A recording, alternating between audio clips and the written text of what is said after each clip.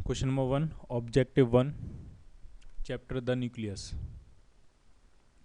First question में कह रहे हैं the mass of a neutral carbon atom. Carbon atom neutral है और वो अपनी ग्राउंड स्टेट में है, उसका मास कितना होगा। ठीक है, तो आप ऐसे समझो, तो इसमें ऑप्शंस दिए हैं exact 12 u, less than 12 u, more than 12 u, और depends on the form of carbon such as graphite और चारकोल। ठीक है, तो इसका ऑप्शन होता है फर्स्ट पार्ट। ठीक है, कैसे होता है वो आप ढंग से समझो।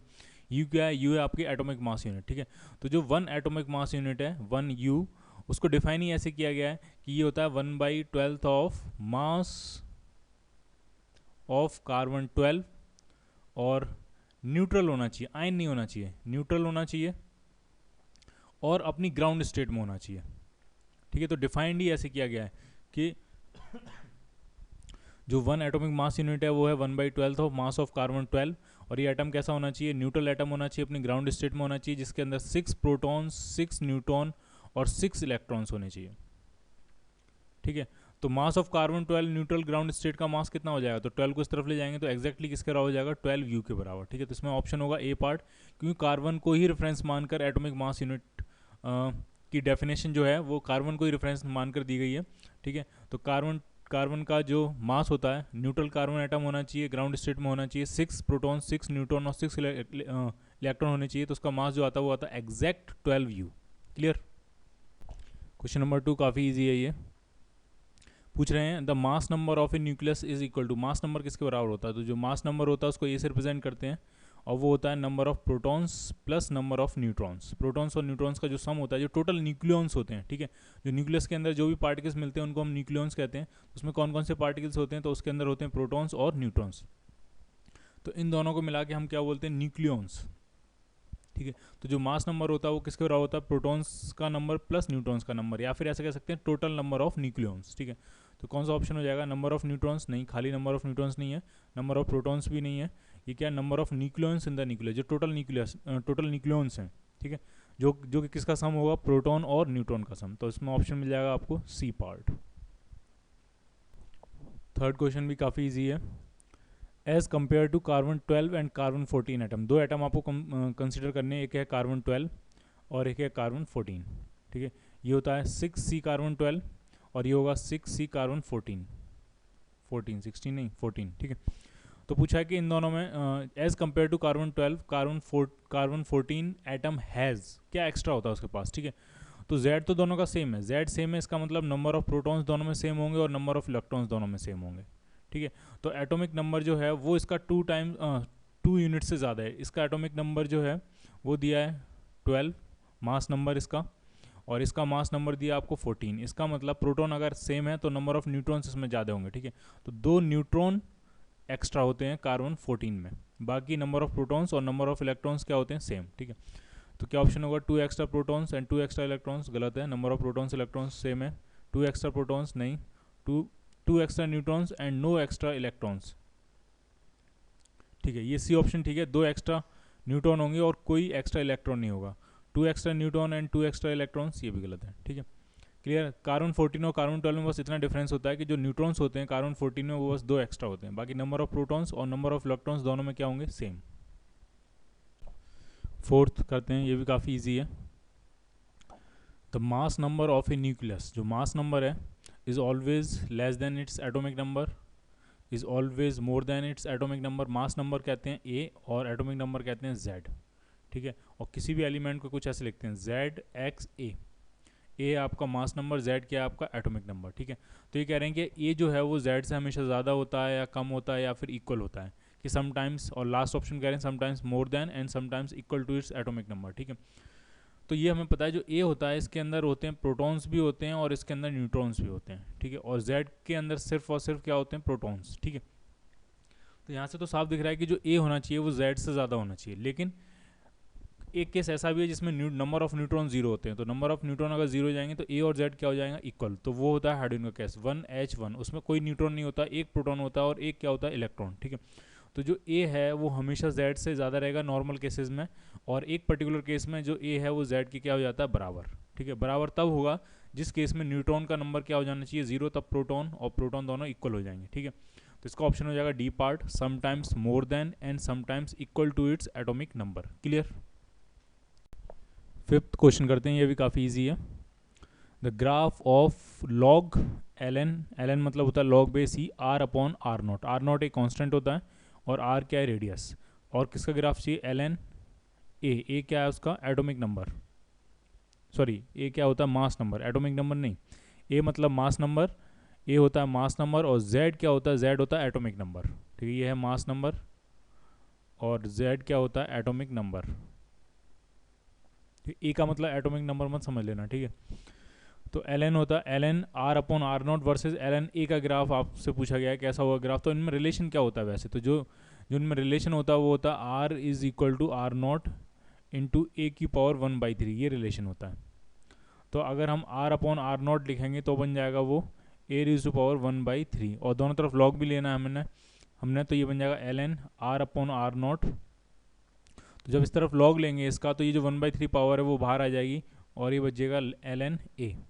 ठीक है, तो ये जो रिलेशन आ रहा है ये आपको वाई एक्सिस पे ड्रॉ करना है, ये आपने एक्स एक्सिस पे ड्रॉ करना है, तो कुछ Y equal to M X जैसा रिलेशन आ रहा है। इसका मतलब वो एक स्ट्रेट लाइन होगी पासिंग थ्रू ओरिजिन। ठीक है, तो क्या होगा इज ए स्ट्रेट लाइन। ठीक है, तो इसका ऑप्शन क्या हो जाएगा, a part is a straight line. Clear. Sixth question करते हैं, इंफॉर्मेटिव क्वेश्चन है ये। इसमें गिवन है let p F P P F P N and F N n, तीन टर्म्स दिए हैं, एक है एफ पी पी, दूसरा दिया एफ पी एन और दूसरा दिया F N N. Denote the magnitude of the nuclear force by a proton on a proton. ठीक है, ये जो है वो न्यूक्लियर फोर्स का मैग्नीट्यूड है जो किसके बीच में लग रहा है, प्रोटॉन और प्रोटॉन के बीच में। ये जो है वो प्रोटॉन और न्यूट्रॉन के बीच में लगने वाला जो न्यूक्लियर फोर्स होगा उसका मैग्नीट्यूड है, और ये जो न्यूक्लियर फोर्स है ये किसके बीच में, न्यूट्रॉन और न्यूट्रॉन के बीच में। ठीक है, और कितने सेपरेशन पे हैं ये, 1 फर्मी। हमें पता है न्यूक्लियर फोर्सेज होते हैं जो शॉर्ट रेंज होते हैं, और ये तब लगते हैं जब जो डिस्टेंस होती है वो 10⁻⁻15 मीटर के ऑर्डर की होती है, यानी 1 फर्मी के ऑर्डर की होती है डिस्टेंस। ठीक है, तो आपसे पूछा गया है कि इनमें क्या रिलेशन होगा, कौन सा ज़्यादा होगा कौन सा कम होगा। तो एक चीज़ आपको समझ में आनी चाहिए कि ये जो न्यूक्लियर फोर्स होता है वो चार्ज इंडिपेंडेंट होता है, वो इस बात पर डिपेंड नहीं करता कि चार्ज कितना है, मतलब प्रोटॉन है कि न्यूट्रॉन है, प्रोटॉन प्रोटॉन के बीच में फोर्स लग रहा है कि न्यूट्रॉन प्रोटॉन के बीच में फोर्स लग रहा है कि न्यूट्रॉन न्यूट्रॉन के बीच में फोर्स लग रहा है, उसको कोई मतलब नहीं है। ठीक है, हर केस में वो क्या होगा, इक्वल। तो इसका जो आंसर होगा वो हो जाएगा B part, proton proton proton neutron और न्यूट्रॉन न्यूट्रॉन के बीच में लगने वाला न्यूक्लियर फोर्स इक्वल होता है। ठीक है, तो कौन सा ऑप्शन हो जाएगा इसमें, बी पार्ट। ठीक है, आपको ध्यान रखना ये चार्ज पे डिपेंड नहीं करता है। ठीक है, इसका ऑप्शन क्या हो जाएगा, B part. Clear. 7th question करते हैं, ये भी इजी है।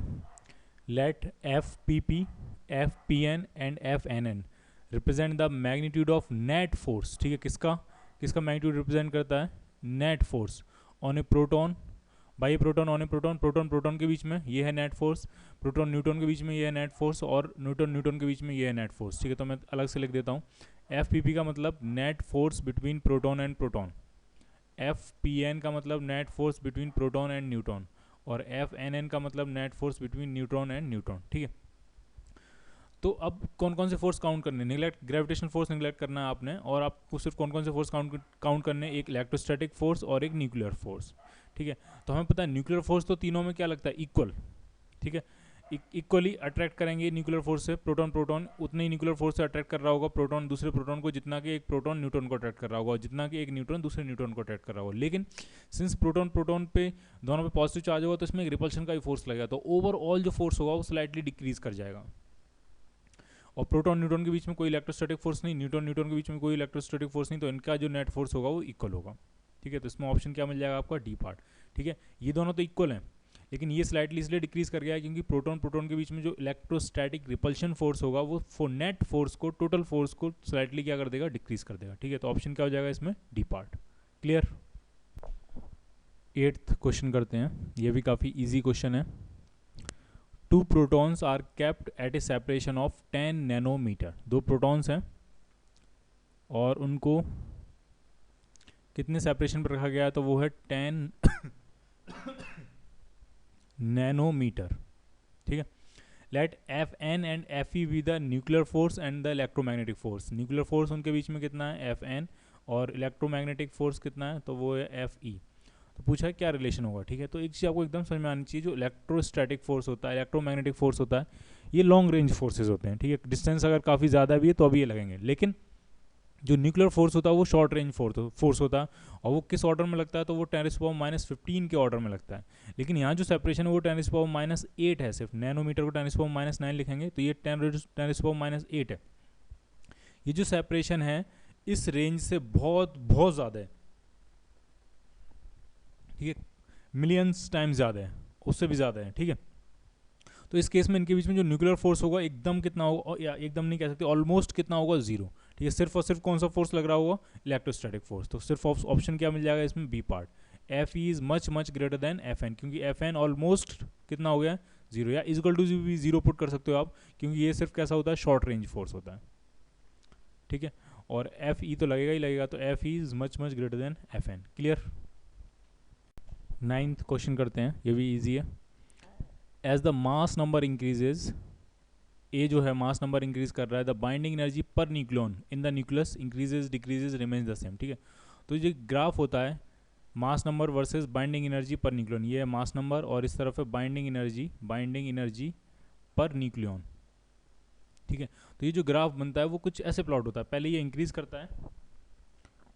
करता है और कुछ हाईएस्ट वन पे जाता है, उसके बाद ये फिर ये डिक्रीज करता है, ठीक है।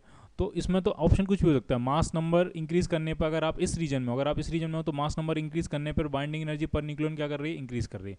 लेकिन अगर आप इस रीजन में हो तो मास नंबर जैसे जैसे इंक्रीज करोगे बाइंडिंग एनर्जी पर न्यूक्लियन क्या कर रही है, डिक्रीज कर रही है। और बाइंडिंग एनर्जी पर न्यूक्लियन किस मास नंबर के लिए मैक्सिमम होती है, तो वो होता है 56, यानी आयरन के लिए, ठीक है। तो एक रीजन में इंक्रीज कर रही है बाइंडिंग एनर्जी पर न्यूक्लियन, दूसरे रीजन में डिक्रीज कर रही है। तो इस बात पर डिपेंड करेगा कि आप किस रीजन की बात कर रहे हो, यानी आपकी एक्चुअल वैल्यू ए क्या है, ठीक है। तो इस पर इसका ऑप्शन हो जाएगा D part, varies in a way that depends on the actual value of a, ठीक है। क्लियर।